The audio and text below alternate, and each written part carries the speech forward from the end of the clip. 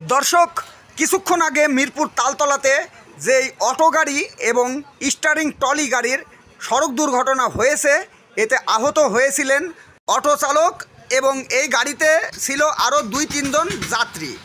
প্রিয় ভিউয়ার্স, আমি এখন মিরপুর উপজেলা স্বাস্থ্য কমপ্লেক্সের মধ্যে প্রবেশ করেছি।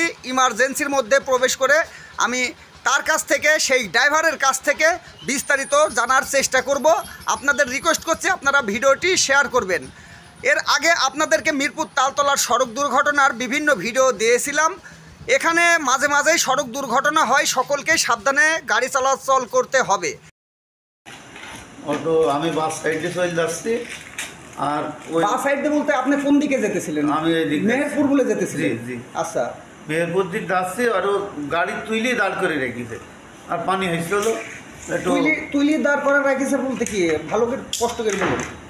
মানে গাড়িটা ওই সাইড দিয়ে তুইলে নিয়ে ওই রাস্তার ভোগে দাঁড় করে, মানে রাস্তার উপরে, মেন রাস্তার উপরে দাঁড় করে রেখেছে। মাঝখানে না সাইডে?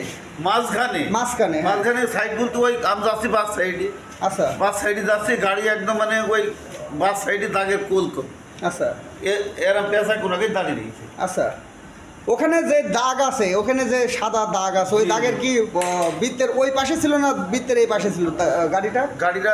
দাগের এই পাশেই ছিল। তার মানে তো সাইডে ছিল। যদি বৃত্তের এই পাশে যদি থাকে তাহলে তো সাইডে। আচ্ছা, বলেন।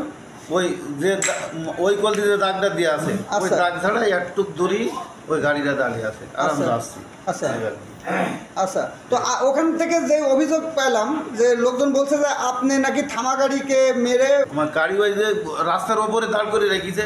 আচ্ছা, আর আমি যাচ্ছি, আমি আর মানে ওই তোয়াল বানার না পাইনি, সুযোগ তার আমি পাইনি।